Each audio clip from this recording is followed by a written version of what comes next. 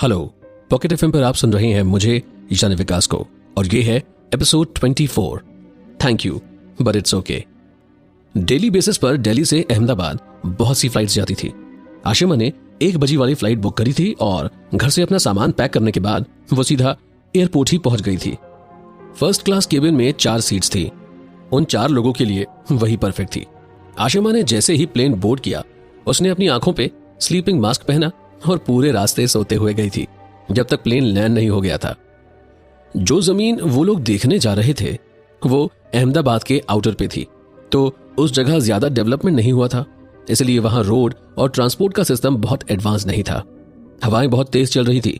Terminal से निकलने के बाद अर्णव ने अपने सनग्लासेस पहने और एक हाथ अपनी ट्राउजर्स की पॉकेट में डालकर वो इधर उधर ऐसे देखने लगा था जैसे वो किसी को ढूंढ रहा हो।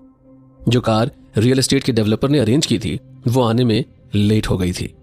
आशिमा उनको ड्राइवर को जल्दी भेजने के लिए बहुत से कॉल्स कर चुकी थी, तो उन लोगों ने बताया कि रास्ते में किसी का एक्सीडेंट हो गया है, जिस वजह से बहुत बुरा ट्रैफिक जाम है।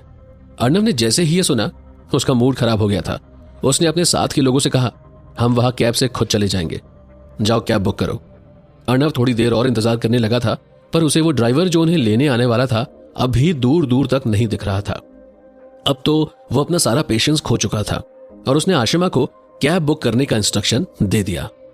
आशिमा ने बिना हड़बड़ाए जवाब दिया, इस एरिया में पैसेंजर्स कैब से बस उतर सकते हैं, कैब्स को पिकअप अलाउड नहीं है। अगर हमें कैब बुक करनी है तो पहले ऐसे एरिया जाना पड़ेगा जहां पैसेंजर्स का पिकअप किया जा सके।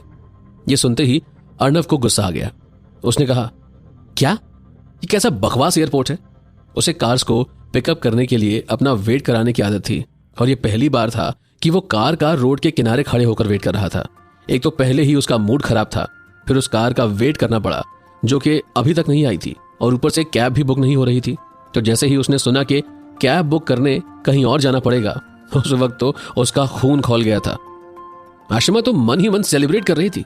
उसने सोचा कि इस अर्णव को सबक मिलेगा कि वो हमेशा हर चीज अपनी मर्जी से जल्दबाजी में नहीं कर सकता। वो काम के सिलसिले में अपना कंफर्टेबल ऑफिस छोड़कर यहाँ आया है और कंपनी तो इस मैटर को बहुत छोटा समझ रही थी।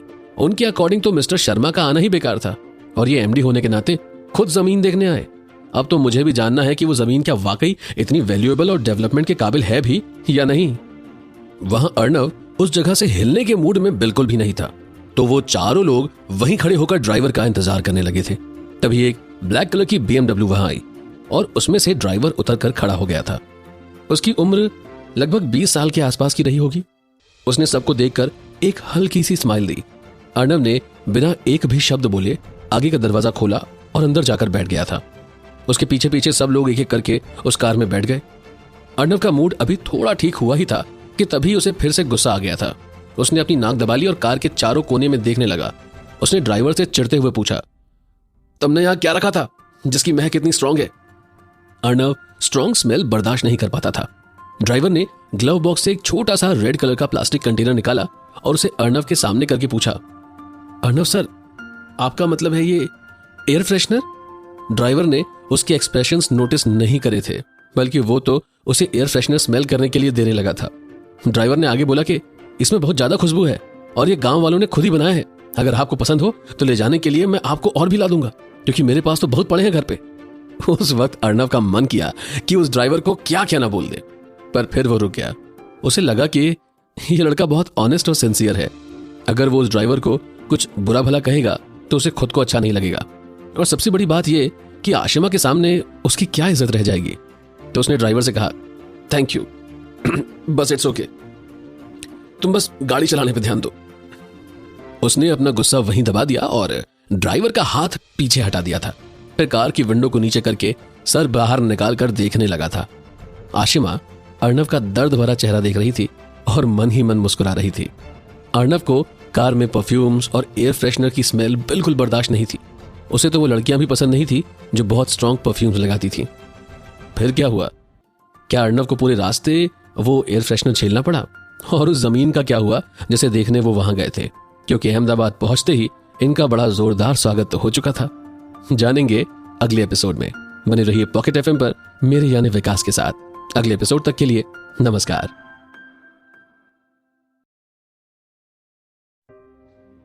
हेलो, पॉकेट एफएम पर आप सुन रहे हैं मुझे यानी विकास को, और ये है एपिसोड 25, अर्नव की प्रीशियस बॉडी।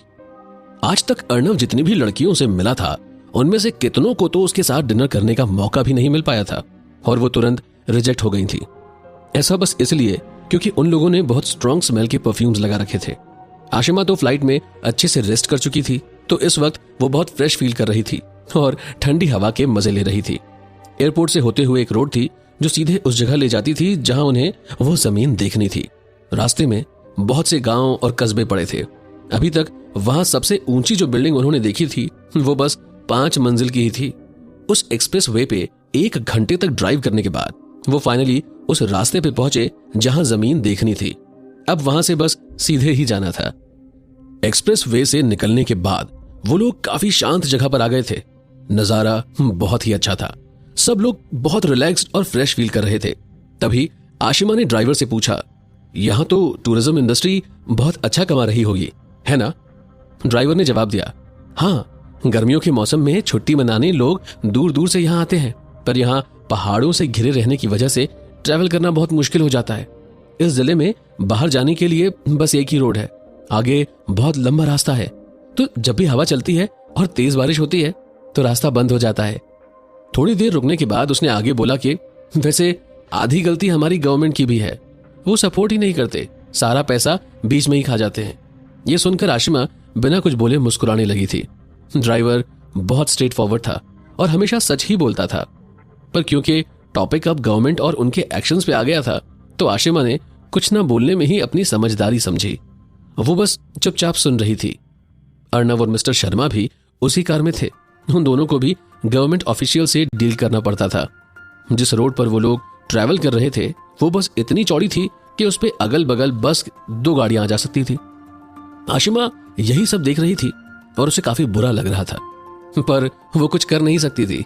एक कहावत है कि पैसा कमाने के लिए रोड्स पक्की होनी चाहिए, क्योंकि अगर रोड्स ही अच्छी नहीं होंगी तो इकोनॉमी ग्रो नहीं कर पाएगी। आशिमा ने सोचा कि अगर हमारी कंपनी इस जगह पर इन्वेस्ट करती है तो हमें इन सब बातों का भी बहुत ध्यान रखना पड़ेगा। तभी उसकी नजर अर्नव पे पड़ी। वो चेहरे से थोड़ा बीमार लग रहा था। तब उसे याद आया कि अर्नव अगर ज्यादा देर कार में ट्रैवल कर ले तो वो बहुत जल्द ही बीमार पड़ जाता है, स्पेशली अगर उस कार में एयर फ्रेशनर या परफ्यूम स्प्रे किया हो, तब तो हमेशा ही उसे अजीब फील होता है। आशिमा ने ड्राइवर से पूछा, अब कितनी देर का रास्ता और बचा हुआ है? क्योंकि उसे अब अर्नव की चिंता हो रही थी कि अब वो ज्यादा देर तक नहीं झेल पाएगा। ड्राइवर ने कहा, हम लोग बस पहुंच ही गए, आधा घंटा और लगेगा। आशिमा ने मन ही मन सोचा कि पहुंच ही गए और आधा घंटा और। आशिमा उसके जवाब से फ्रस्ट्रेट होकर अर्नव को देखने लगी। उसे अभी भी अर्नव की चिंता हो रही थी। उसने अर्नव से पूछा, सर आप थोड़ा पानी लेंगे? अर्नव ने चिल्लाते हुए कहा, मुझे नहीं चाहिए। अर्नव को पेट में अजीब सा लग रहा था और जब उसने ड्राइवर को कहते हुए सुना कि अभी आधा घंटा और लगेगा, तब तो जैसे उसका पूरा शरीर ही बीमार हो गया था। अर्नव का जवाब सुनकर आशिमा का मुंह बन गया। उसने मन ही मन में सोचा कि अब पानी तो मना कर दिया है, बस एक ही ऑप्शन बचा है, फिर झेलो। फाइनली उनकी कार अब उस आधे कच्चे रास्ते से निकलकर एक सीमेंटेड रोड पर आ गई थी, पर वो रोड बहुत स्मूथ नहीं थी। उसमें बड़ी बड़ी गाड़ियों के आने जाने से बहुत सारे गड्ढे हो गए थे। अर्नव के लिए उसकी जिंदगी में ये अब तक की सबसे टॉर्चर करने वाली जर्नी थी। उस रास्ते पर उन्हें 10 मिनट से ज्यादा हो गया था। वो लोग बस सोच ही रहे थे कि तभी उस जिले के डेवलपमेंट जोन में पहुंच गए। कार वहां जाकर आंगन में रुक गई और अर्नव तुरंत दरवाजा खोलकर नीचे उतर गया। वो साइड में एक तरफ गया और उल्टी करने लगा।